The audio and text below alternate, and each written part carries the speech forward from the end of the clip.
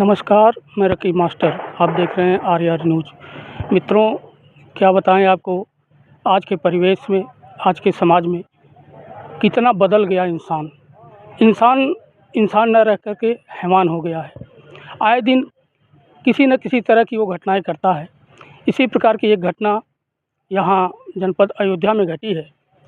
उसी के परिप्रेक्ष्य में हम यहाँ आए हुए हैं और आइए जानते हैं और इनसे ही बात करते हैं। क्या नाम है? सर, मेरा नाम सोनम है और मैं अयोध्या यूपी की रहने वाली हूँ। तो इस समय सोशल मीडिया पर आपका एक वीडियो वायरल हो रहा है। उसमें आपको किसी के माध्यम से बहुत ही सताया गया है। ज़रा उसके बारे में मेरे दर्शकों को खुल के बताइए। सर, वो मेरा पति है, उसका नाम देसराज है। वो हिमाचल प्रदेश के कांगड़ा डिस्ट्रिक्ट पालमपुर बंदला गांव का रहने वाला है। वो एक फ़ौजी था और वो 2015 में डोगरा रेजिमेंट में कैंट एरिया में डोगरा मंदिर के सामने वो मुझे मिलता है। सर, मैं टहलने जाती हूँ और वो उस टाइम पे ड्यूटी करता होता है। तो ड्यूटी के दौरान मतलब वो मेरे पास आता है और बोलता है कि मैम, मैं आपको 2-3 दिन से देख रहा हूँ, आप मुझे अच्छी लगती हैं, और मुझे नंबर देता है और कहता है मैं शादी करना चाहता हूँ आपसे। तो उस टाइम पे मैं उसका नंबर नहीं लेती हूँ, लेकिन 2-3 दिन के बाद फिर वो जब रिक्वेस्ट करता रहता है तब मैं उसका नंबर ले लेती हूँ सर, और हमारी बातचीत शुरू हो जाती है। तो उसकी ड्यूटी जो है वो कहाँ के रहने वाले था? उसकी ड्यूटी यहाँ पर किस परिप्रेक्ष्य में लगी थी? सर, वो हिमाचल प्रदेश का रहने वाला था। वो यहाँ अयोध्या में डोगरा रेजिमेंट है कैंट एरिया, वहाँ पे उसकी ड्यूटी थी 2015 में। 2015 में। तो उसकी और आपकी मुलाकात जो है यहाँ सुबह होती है मॉर्निंग वॉक पे। यस सर, हाँ। हाँ सर, 2-3 दिन के बाद फिर जब वो रिक्वेस्ट ज़्यादा करता है तो मैं उसका नंबर ले लेती हूँ, हमारी बातचीत हो जाती है। तो सुबह फिर हम टहल लेते हैं और मतलब जैसे मेरे साथ वो टहलता है, और कहीं पे मतलब बीच-बीच में हम बैठ भी जाते हैं कहीं-कहीं पर। और फिर एक दिन मैं उससे कहती हूँ कि तुम सच में मुझसे प्यार करते हो, मुझे एक गुलाब का फूल ला के दो। तो वो मुझे 55 गुलाब का फूल ला के दे देता है सर। 55 गुलाब का फूल आपको लाके जी दिया। सर, हाँ। इसका क्या रीज़न था? ये रीज़न था कि मैं तुमसे सच में बहुत प्यार करता हूँ, और मुझे भी सच में शॉक्ड हो गया इतना मतलब इतना ज़्यादा फूल देख के। तो तो मैंने आप लोगों का प्यार का परवान इतना ज़्यादा चढ़ा और प्यार के परवान को चढ़ने के बाद आप लोगों ने शादी भी किया? हाँ सर, मेरी शादी भी हुई है उससे। मतलब जैसे एक बार हम होटल के रूप में शादी की है, और फिर 2018 में हमने पूरी रीति-रिवाज से शादी की है। पहले छुप करके होटल के रूम में शादी किया? हाँ सर, पहले वो मतलब शादी से पहले जैसे जब हम प्यार एक्सेप्ट हो जाता है तो फिर हम अयोध्या में मिलते हैं। अयोध्या में वो बताता है कि उसका कारगिल में पोस्टिंग हो गई है। तो फिर वो कारगिल चला जाता है 1 दिन बाद। कारगिल जाने के बाद फिर जब वो 5-6 दिन बाद आता है यहाँ पे, तब वो हम होटल के रूम में मिलते हैं।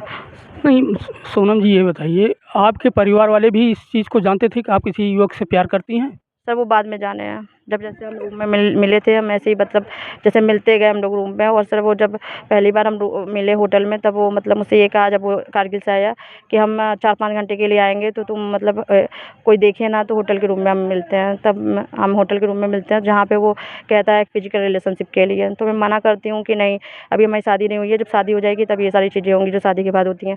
तब वो अपनी अंगूठा काट के मेरी माँग भर देता है सर। मतलब अपने खून से उन्होंने आपकी माँग भरी? हाँ सर, कहता है कि इससे बड़ी चीज़ क्या होगी कि मैंने अपने खून से तुम्हारी माँग सजाई है।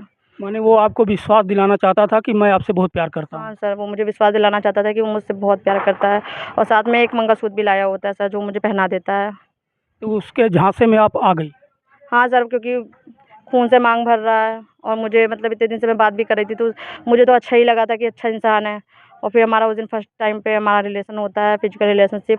उसके बाद फिर हम ऐसे ही मतलब जैसे 6-7 दिन के लिए जब भी वो आता था, रुकता था यहाँ पे छुट्टी से, तो हम ऐसे बीच में मिलते रहते। और वो मुझे वहाँ कारगिल की, जम्मू की वीडियो, फ़ोटोज़, वीडियो कॉलिंग पे, सारा टाइम कॉलिंग पे रहता था मेरे साथ, बातचीत हमारी होती रहती थी। और उसके बाद फिर एक बार मतलब जैसे छुट्टी लेके आता है तो मेरे घरवालों से मिलता है, मेरी मम्मी से, मेरी भाभी से, कि मैं मतलब सोनम से प्यार करता हूँ, मैं सोनम से शादी करना चाहता हूँ। तो आपके परिवार वाले उसके परिवार से नहीं मिलना चाहे? तो मेरे घरवाले कहते हैं कि भैया अपने घरवालों से मिलाओ। तो फिर वो कहता है कि ठीक है मम्मी जी, मैं मिलवा दूँगा, मैं सोनम से बहुत प्यार करता हूँ और मैं सोनम को कभी नहीं छोड़ूँगा। तो कहता है मम्मी से मेरे कि हाँ मिलवा दूँगा, लेकिन फिर वो बाद में फिर नहीं मिलवाता है सर। बाद में वो मुझसे कहता है कि सोनम, अभी हम शादी कर लेते हैं, मेरे घरवाले शादी के बाद राज़ी हो जाएँगे। तो मैं कहती हूँ मेरे घरवाले कैसे मानेंगे? तो वो कहता है कि किसी तरह से मना लो तुम मम्मी को। तो आपने अपनी मम्मी को मनाया? हाँ सर, मैंने अपने घरवालों से कहा कि मम्मी वो बहुत अच्छा है। मेरा हाथ पे सर जम्मू में जब था, कारगिल जम्मू में, तो सर मेरा अपना हाथ काट के मेरा नाम लिख लेता था, गरम चाकू मतलब से लिख। अपने हाथ पर चाकू से हाँ। काट करके लिखता था यस नाम? सर, ऑनलाइन मुझे रख के वीडियो कॉलिंग पे वो मेरे सामने गरम चाकू करके मेरा नाम हाथ पे लिख लिया। बोलता अब कितना भरोसा दिलाऊँ तुम्हें? और ये भी कहता था मैं अब मर जाऊँगा, अगर तू मुझे छोड़ के गई तो मैं अपने आप को ख़त्म कर लूँगा। मैं अपनी ऐसी जगह ड्यूटी लगवाऊँगा जम्मू में जहाँ पे मैं वापस लौट के नहीं आऊँगा वहाँ से। ऐसी जगह ड्यूटी लगाने की भी बात कहता था सर। तो दोस्तों, देखिए किस तरह से इंसान कैसे मोटिवेट करने के लिए इमोशनल जो है उनको दबाव डालता है, तो फिर आगे क्या हुआ? सर मुझे बहुत इमोशनल फुल बनाया उसने, और उसके बाद फिर हम 2018 में शादी कर लेते हैं। मेरे घर वाले होते हैं, उसके घर वाले नहीं होते हैं। तो 2018 में जब आपने शादी किया तो पूरी रीति-रिवाज से किया था? हाँ सर, पटेश्वरी मंदिर के अंटेरिया में मैंने पूरी रीति रिवाज से शादी की है। उसकी वीडियो फ़ोटोज़ सब है सर मेरे पास, और शादी में जो लोग थे, कुछ लोग थे, वो भी मतलब आस पड़ोस के ही लोग थे, और मेरे घर वाले थे शादी में। शादी के कितने दिन बाद आप प्रेग्नेंट हुई? सर शादी में ही जब मैं लखनऊ लेके जाता है सर, तो वहाँ पे मुझे आपको लखनऊ भी लेके गया हाँ था? सर, लखनऊ लेके जाता है इसलिए क्योंकि वो रिजर्वेशन कराया रहता है लखनऊ से। वो 2-3 दिन के बाद का रहता है। तो 2-3 दिन तक हम वहीं लखनऊ में ही रहते हैं होटल में। फिर वहाँ पे सर वो कहता है शराब पीने के लिए। शराब पीने के लिए हम जब मना करते हैं उसे, तब वो शराब देता है लाके, तो मैं फेंक देती हूँ। उसके पीछे वो मुझे बहुत मारता पीटता है कि तुमने कैसे फेंक दिया इसको। लड़ाई झगड़ा होता है, लेकिन मैं अपने घरवालों को नहीं बता सकती थी सर, क्योंकि मेरे घरवाले मेरे ही कहने पे शादी किए थे मेरा उससे।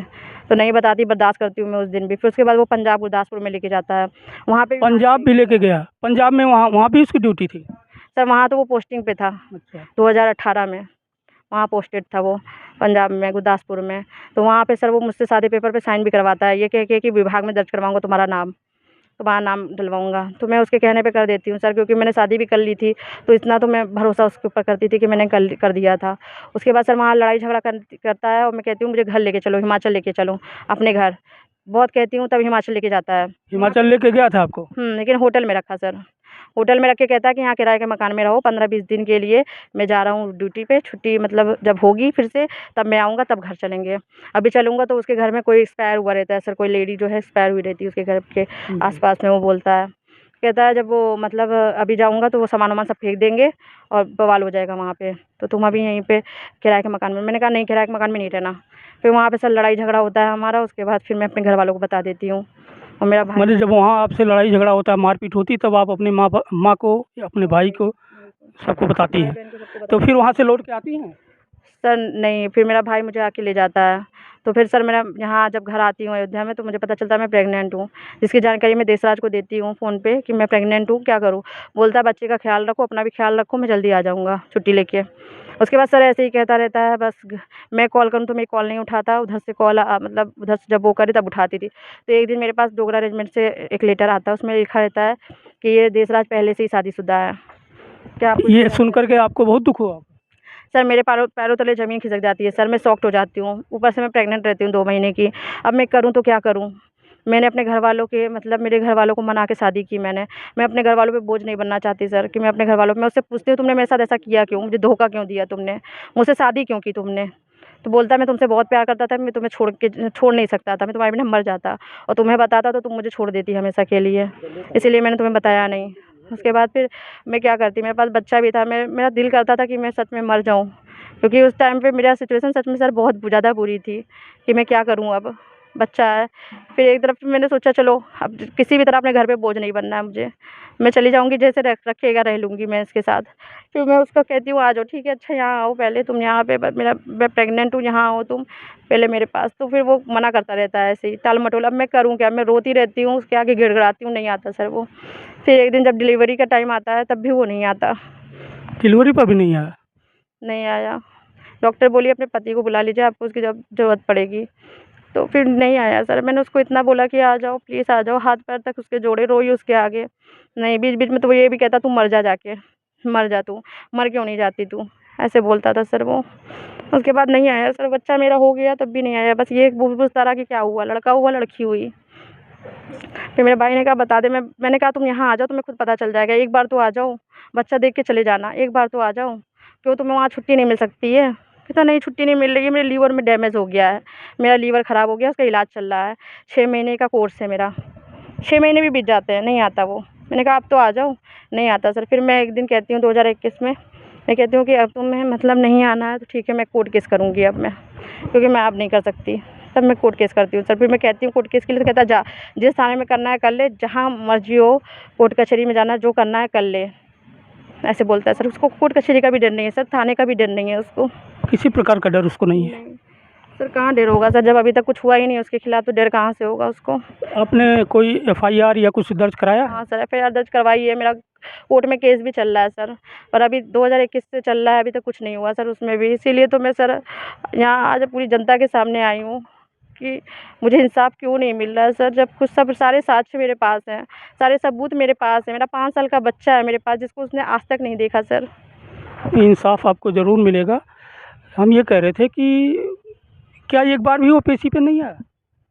सर नहीं, पेशी पे नहीं आता है वो, बस एक बार उस पे बेल उसकी हुई थी, बेल पे मुझे मेरे सामने तो अभी तक एक बार भी नहीं आया सर। कोर्ट में मेरे सामने एक बार भी नहीं आया, पता नहीं कब चार्ज बनवा के गया, मुझे नहीं पता कुछ भी इसके बारे में, पर मेरे सामने आज तक एक बार भी नहीं आया 3 साल से। इस प्रकार से आपका खर्चा कैसे चल रहा है? सर मेरा खर्चा बहुत ख़राब तरीके से चल रहा है मेरे बच्चे के साथ। मेरा बच्चा बहुत ज़्यादा बीमार होता है, बहुत कमज़ोर है वो, उसके पैरों में दिक्कत है, बहुत सारी प्रॉब्लम है उसको। उसके बाद भी मैं उसका इलाज नहीं करा पा रही हूँ, इलाज मैंने उसका रोक दिया है सर। अभी उसका मैंने एडमिशन कराया है। एक तरफ मेरी ज़िंदगी में कोर्ट कचहरी चल रही है सर, तो मैं क्या करूँ, कोर्ट कचहरी देखूँ या फिर बच्चे का इलाज कराऊँ? तो भाई बच्चे का इलाज रोक दिया है मैंने, जो पैर वाला है, बाकी जो उसको हमेशा हर महीने। पैर में क्या हुआ बच्चे को? सर थोड़ी दिक्कत है पैरों में, जिसका शुरुआत में तो उसके पैरों में प्लास्टर चढ़ा था। उसके कटने के बाद फिर उसको थोड़ी दिन तक शूज पहनाना था, तो उसका शूज पहनाना मैंने बंद कर दिया, क्योंकि उसका बहुत ज़्यादा महंगा प्राइस है। तो मित्रों, देखा आप लोग किस तरह से एक अबला नारी परेशान है और परेशान करने वाला देश का रक्षक है। यह सुन कर के आपको बहुत ही आश्चर्य होगा।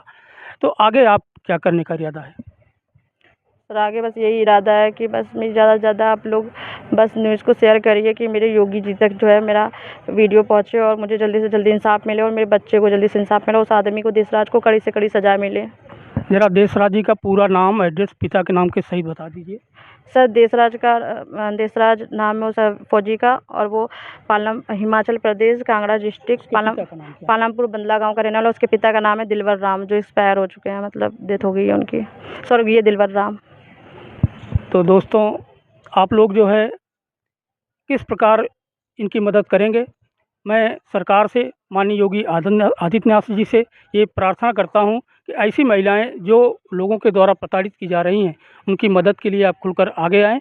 और मैं अपने समस्त दर्शकों से ये कहना चाहूँगा कि इनके बच्चे के परवरिश के लिए और इनके लिए भी कुछ न कुछ मदद करें। मैं इनका नंबर डिस्क्रिप्शन में दे दूँगा। और आप ऐसे लोग जो प्यार के चक्कर में फंस करके अपनी ज़िंदगी बर्बाद कर देते हैं, ऐसे लोगों के लिए आप क्या कहना चाहेंगे? सर मैं यही उनके लिए कहना चाहती हूँ कि प्लीज़ आप लोग, मतलब ये खासकर लड़कियों के लिए बोलना चाहूँगी कि सबसे पहले आप पढ़ाई लिखाई करके अपने पैरों पे खड़े हो जाइए, क्योंकि वो ज़्यादा ज़रूरी है आपके लिए। और अगर आपको किसी से प्यार होता है, तो अगर वो सच में वो प्यार करता होगा, तो वो अपने घर वालों को ला के आपसे शादी कर आपके घर में रिश्ता लेके आएगा, अपने घर वालों को लेके। और वो अकेले अगर बोलता है भागने के लिए, शादी करने के लिए, तो मत करिए।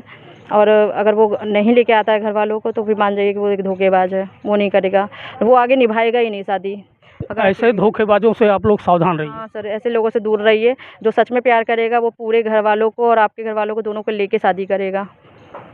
बुरे जी। रीति रिवाज से। तो मित्रों, ये स्टोरी बहुत ही भावुक है, हृदय को छू लेने वाली है। इसको आप लोग ज़्यादा से ज़्यादा शेयर करिए और आगे तक बढ़ाइए, जिससे इनको जो है न्याय मिल सके। चलिए मिलते हैं किसी अन्य वीडियो में अन्य खबर के साथ। जय हिंद।